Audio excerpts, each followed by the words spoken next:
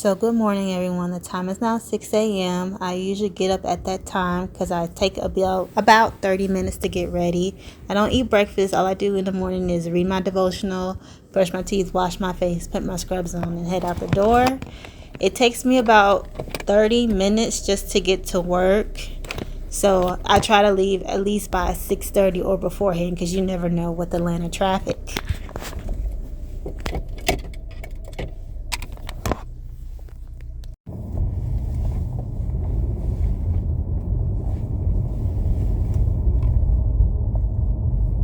So I had just reached work. I got a couple more minutes before I go in. My shift starts at 7 o'clock. As you can see, I wear black scrubs because I work outpatient. I still kind of work in the hospital, sometimes PRN, but I like the outpatient setting a little bit more. It's more laid back.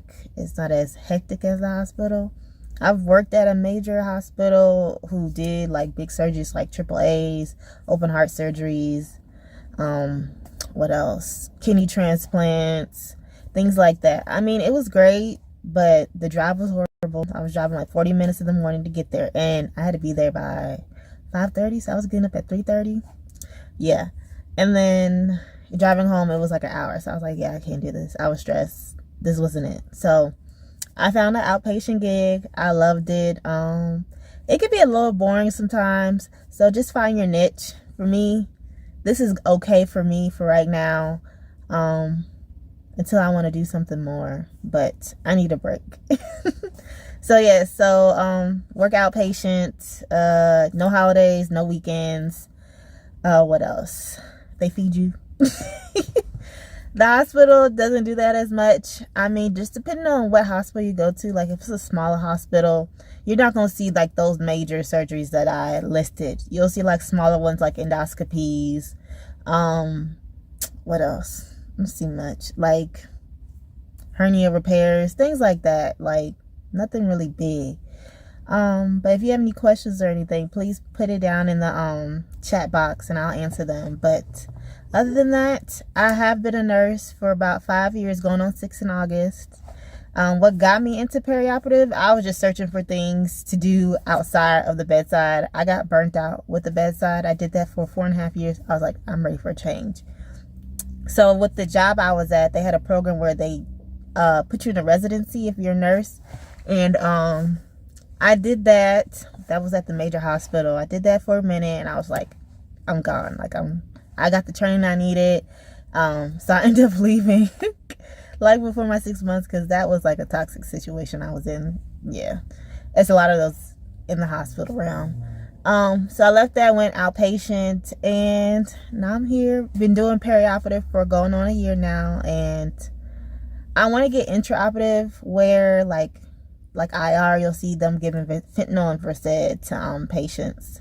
They're still aware of what's going on, but they're just in a more relaxed state. I do not want to go back to school to be CRNA, because once you do that, I believe you're stuck in that category of just doing CRNA, and I don't want to be stuck. I want to be able to venture out and do different things. So yeah, so in the next part of this video, I'm just going to be showing you the layout of where I work at and just explaining everything that I do. So this facility is pretty small. It has 3 perioperative areas. One you just saw right there. Back down this hallway is 2 OR rooms. And then we have our 2 PACU rooms that I'll show you in a minute. And then here in this area, the front desk will ring the bell, and it will let us know that the chart is ready. She'll slide it right here and we'll take it out. These are our PACU areas. We just slide the curtain and splits in 2. And then the pre-op areas are these 2 areas that I'm going to show you in a few. It's a very small facility. It has its pros and cons. And then I'm going to show you where I sit in the back. And that is right here. So I think I'm the only one here right now. I don't know if time's changed or what, but since I'm new to this facility, I tend to write down all my notes on this notepad just to make sure I remember everything. So since I am early, I'm going to get the discharge book with the different procedures that they do here. Sometimes they get different discharge paperwork. So I'm going to get the discharge book and show y'all what I'm talking about, because I do I should have said this. I work at a pain clinic. So they do like implants, epidural injections, and things like that, and radio frequency ablations. So I'm gonna go ahead and get that booked.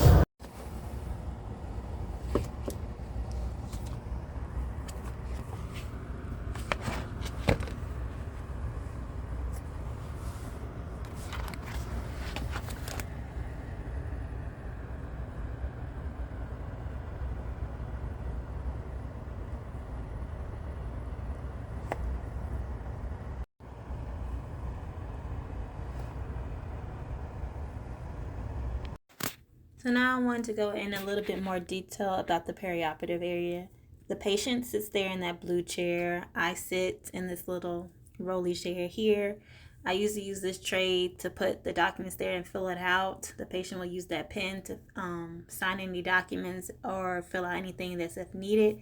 I use this Vitamin Machine sign, and then once I'm done with the patient and they leave the room, I clean with the purple wipes. These are our supplies here. We have flushes, the connectors to the IV tubes, and IV start kits. During this time, I had ended up texting my manager and asked them when the first start time was, and I believe that patient wasn't coming in until 9:30 or 9:10. So I just decided to start restocking the supplies within the perioperative rooms. So you see me stocking the IVs and the IV connectors, the flushes, things like that. So now I got my first patient. This is the binder that it comes in, and this is some of the documentation that we have to go to. They do paper charting. Oh, I cannot stand it. I wish they had electronic, but everything is different. And fast forward throughout the day, I ended up finding out that I needed to change my ACLS and BLS certification. So that's what you see me doing here. So, as you can see, that's a little frustrating with working with outpatients. They usually don't pay for your certifications. You have to pay out of pocket for it, versus when you work in a hospital. I mean, you're getting it for free. So, I was able to find a lady that did it for much cheaper from what I've seen, because most prices to get renewal is like $150 to like $200 or $300 to renew your ACLS, which I need to get. And then I need to get my BLS changed too, because I'm American Heart, and they want AHA. Oh, wait, I just said that backwards. I'm Red Cross. My certification is through Red Cross, I believe, and they want AHA certification. So, like I said, I was able to find a lady who could do it for a cheaper price. I think she charges $90 for ACLS, and for BLS she charges $40. That is amazing, because those prices together is usually what they charge for a BLS or ACLS certification. So I'm really happy about that.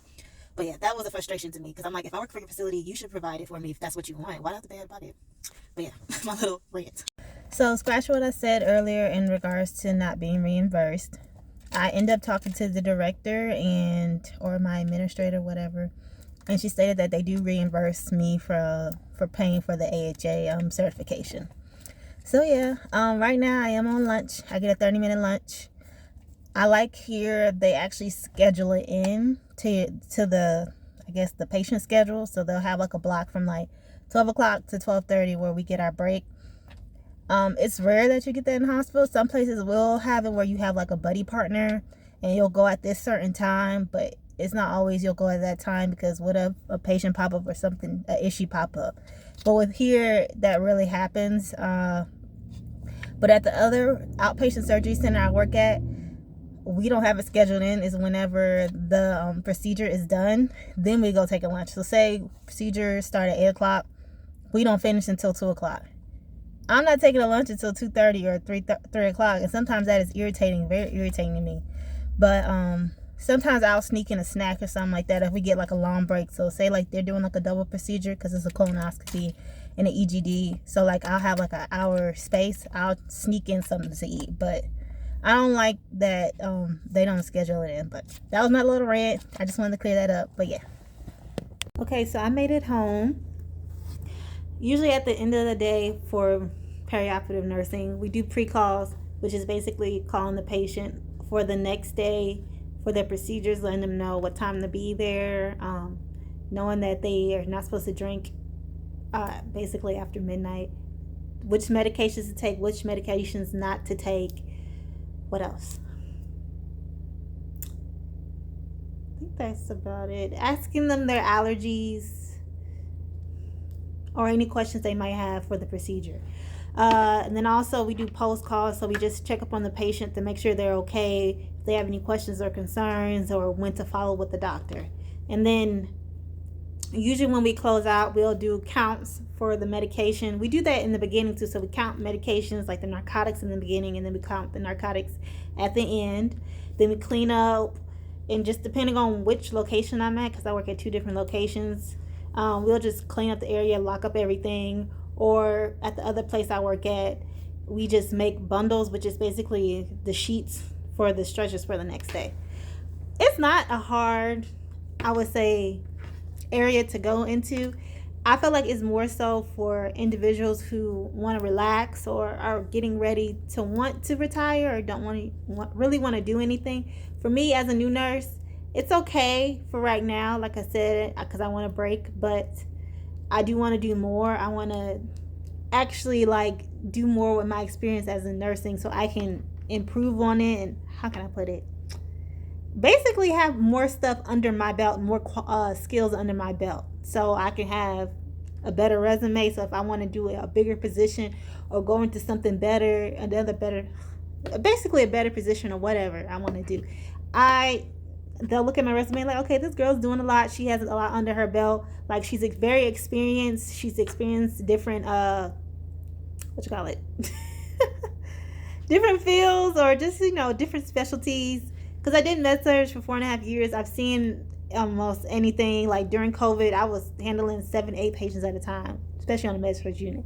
That's a lot. But they were like walkie talkies. And we quote walkie talkies are basically patients that can walk and talk and do their own thing. Like basically people like us, instead of like being bed bound where they can't move, they can't talk, they can't do much for themselves. That's a lot. I mean, you get your experience. Like I learned how to draw blood. I learned how to work lumbar drips, heparin drips, insulin drips. But not every med surg floor is the same, depending on what hospital you go to. FYI. What else? I mean, yeah, the best side will teach you how to do everything, but if that's not for you, if you find a specialty you want to go into that specialty. If you want to do ICU, I would try step down first before you go in ICU, just to see how it is in ICU, because I've seen ICU. I'm like, yeah, this isn't for me. It's way too much. But it might be for you. The one for me. Like I worked step down before, and I knew working step down, that wasn't for me. I was like, I was ready to go. What else can I say? I think that's about it. But yes, if you have any questions or anything, just drop it down below and I'll answer them. And I might even do like a Q&A video. But hopefully I answer the majority of your questions. You see what I do. Hopefully you like the video. But yes, like and subscribe. Thanks for watching. Bye.